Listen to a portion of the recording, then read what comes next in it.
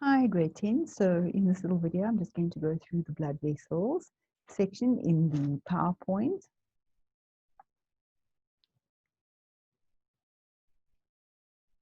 Okay, so we got up until here the last time where I showed you how you could take your radial pulse or your carotid pulse. So on the next slide, it looks at blood vessels. So, and I remember in the one little video that I uploaded for you, they mentioned how much blood your heart pumps at rest. In other words, while you're just relaxing or sitting quietly. And you've got about 5 liters of blood in your body. So on average, it's about 5 liters. Obviously, it's going to be less for someone who's short like me or someone who's very tall, okay?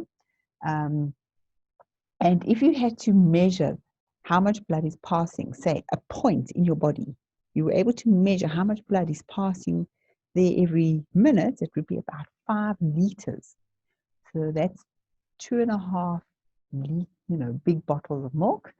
And if you were to exercise, like run around and around the field, it increases about 8 times. So in other words, that blood is moving around your body much faster.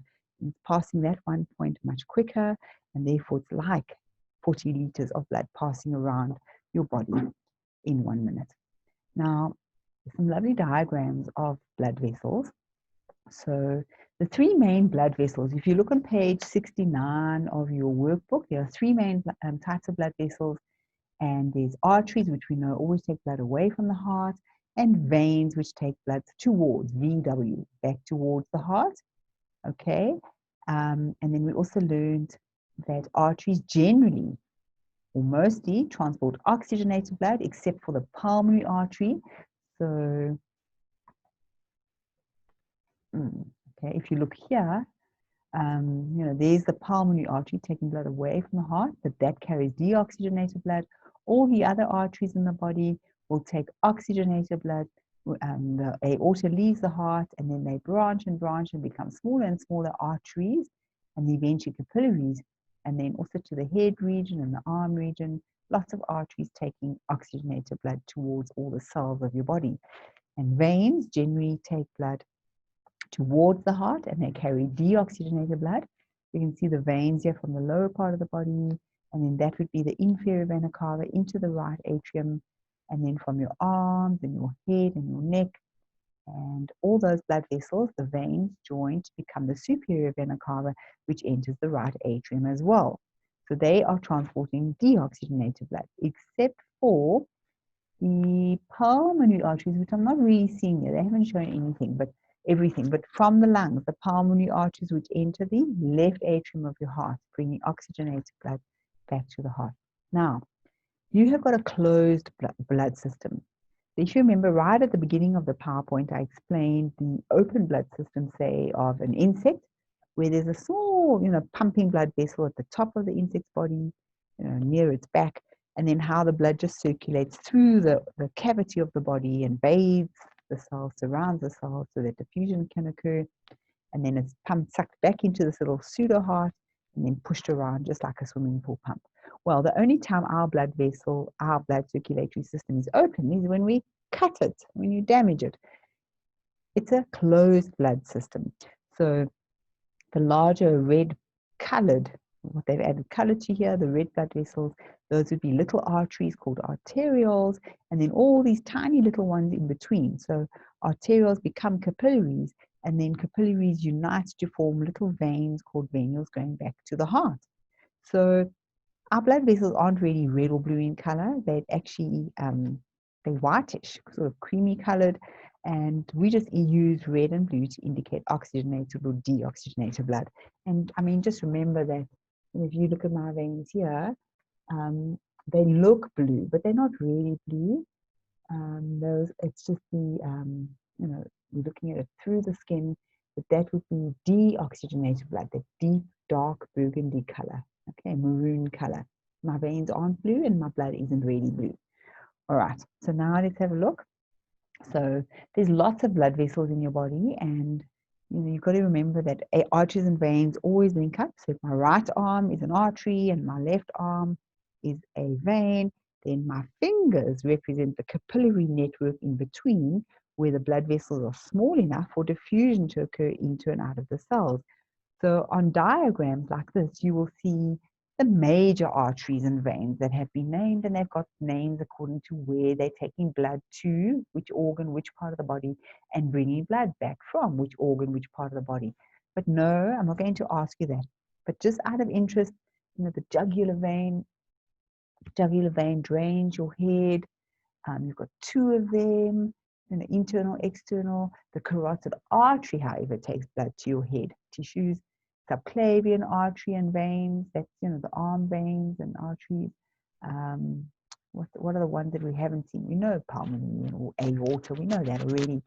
The renal artery would take oxygenated blood to the kidneys to be cleaned, though, and then the renal vein brings deoxygenated blood out of the kidneys. And let's see here, the femoral artery taking blood to the legs, and the iliac artery bringing deoxygenated blood back from the legs. So they've got all names. Okay, you've got to realize that there's many, many blood vessels. All right. So here's another diagram just showing you the two separate.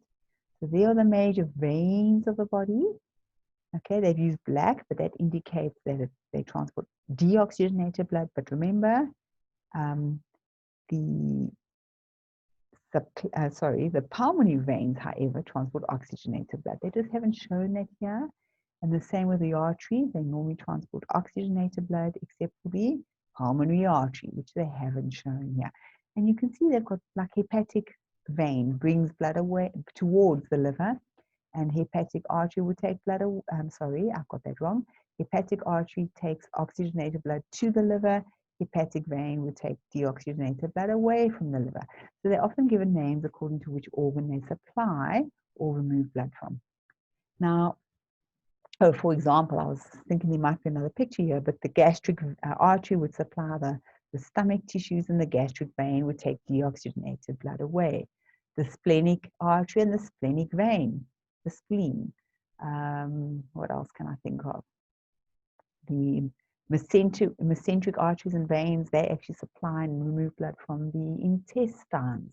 All right, so we don't need to know that, but this is a nice little diagram showing how the blood vessels, how they are joined, the major blood vessels are joined by capillary beds, because every single cell in your body needs to be close to a capillary for diffusion to occur. So look at, if you want to figure out which one's which is an artery, which is a vein, you can look at the wall relative to the thickness of the wall, relative to the space inside, which is called the lumen.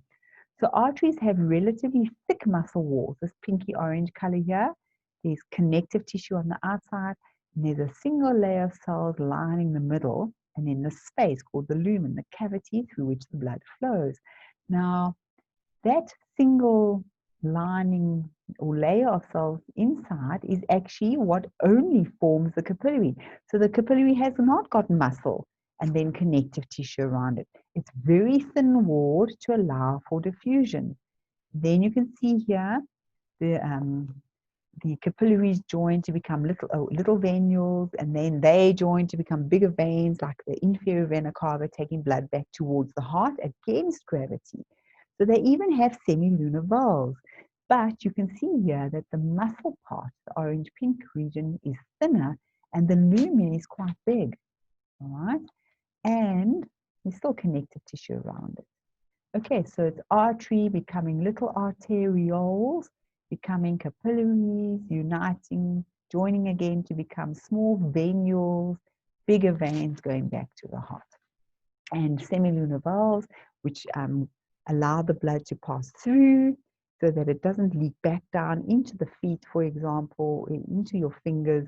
And then those semilunar valves are like little gates helping the blood move up against gravity. Here's another nice diagram. So here we've got blood coming from the heart, like in the aorta, and then it would branch to form many arteries: gastric artery, splenic artery, pancreatic artery, hepatic artery, etc., etc.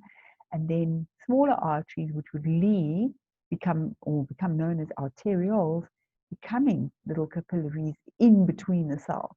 So we could actually draw lots of little cells over here, because each cell in the body is close to a capillary for diffusion.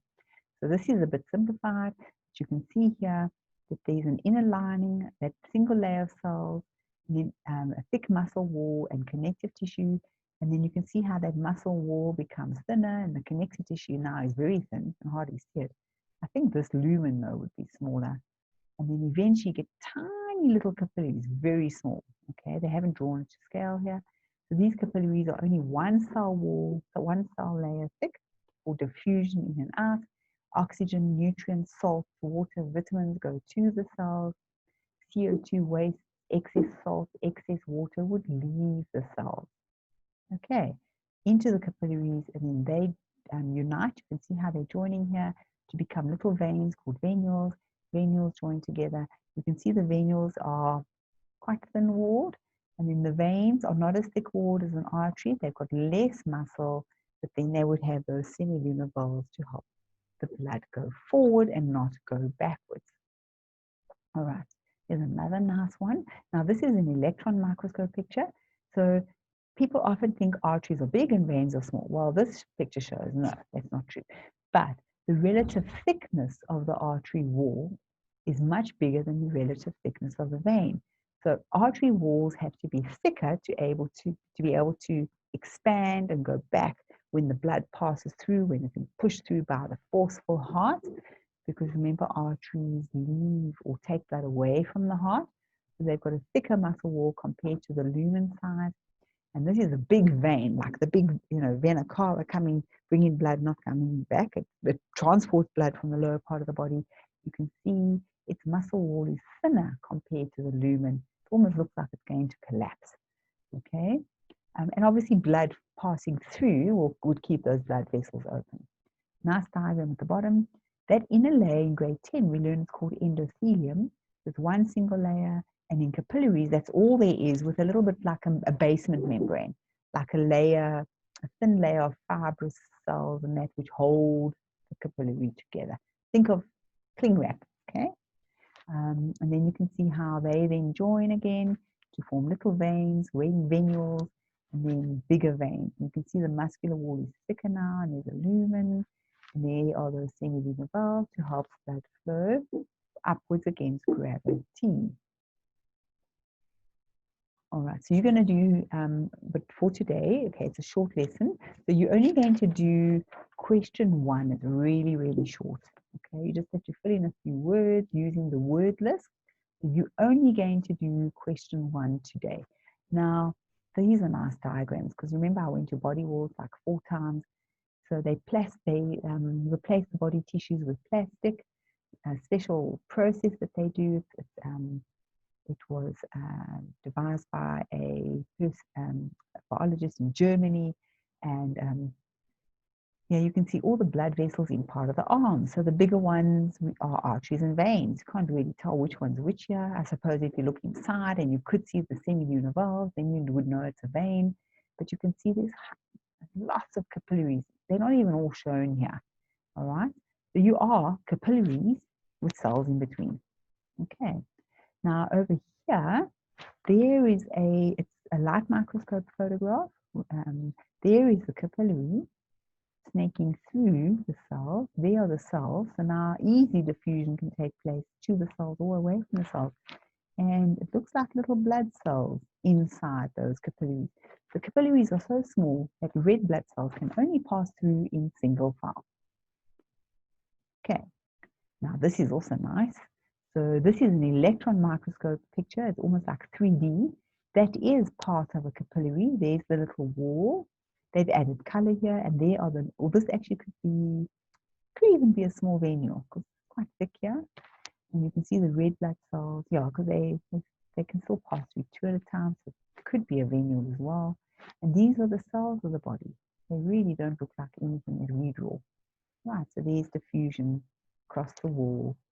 Okay. And this is also nice. Now, when you go to the optometrist, they always shine a light into your eye because they're trying to check the blood vessels in the part of your eye known as the retina, which is sensitive to light, and where an image is formed, and then nerve impulses are sent to your brain, and then your brain sees. Okay. Now, that retina is richly supplied with blood vessels, and you can see here, there are all the blood vessels, and they actually leave the back of the eye. So that's why it looks like they converge at a point here, because they're all around the retina, All right, and then they leave at one point at the back, or they enter at one point. Arteries enter at one point, veins leave at one point. So what they would do, they would look for blockages, like narrow regions of these blood vessels, which could be indicative of diseases like glaucoma or diabetes. Now, here, that is that region. Okay, so look how the blood vessels, there's so many of them, it looks like a mesh. These are the capillaries in between. These are venules and arteries, and how they are leaving, taking blood away or towards the back of the eye. And you know, these kind of things always remind me of trees. You've got the big trunk, smaller branches, smaller, but then again, they're going to join to become bigger branches, which obviously a tree doesn't do. All right, these are the semilunar valves in veins. So they would be valves that open up so that blood can be pushed up and then through the next set of valves. And you can see here how they let blood pass through, but the blood can't flow backwards. Here is a photograph of some veins, and these are capillaries in between, and they are the valves. That's that region over there. So those are the semilunar valves inside the veins. And if your varicose veins get damaged, okay, so as you get older, you could get bad varicose veins, but please don't cross your legs. I've always got to remind myself when I'm sitting at my desk because it feels comfortable to cross your legs, but then obviously you're putting pressure against those blood vessels, and that's why you might feel tingling or pins and needles because you know there's restricted blood flow to the tissues of the body, and what could happen is that the region around the semilunar valve, it bulges out, and that's what causes these varicose veins. So sometimes they actually just pull out those veins and cut them off, and then basically your body grows new ones. Or sometimes they laser them to try and get them. There's quite bad ones. They actually pull them out. Really quite gross. And you can see here, because the semilunar valves aren't closing properly, that instead of the blood going up, it actually pulls down and even goes backwards. And then it becomes all stretchy and you get bulging areas in the veins like over here. All right, heartbeat we've done. And then, you know, that's a normal heartbeat rhythm. Okay, we don't do that in grade 9. Each different part has got a different name, like when the atria and then the ventricles contract and then the heart rests. And that's what doctors look at when they're trying to see if there's something wrong with your heart. Okay, so next lesson we'll look at blood, and we'll also continue with the questions in task number 5 on page 70.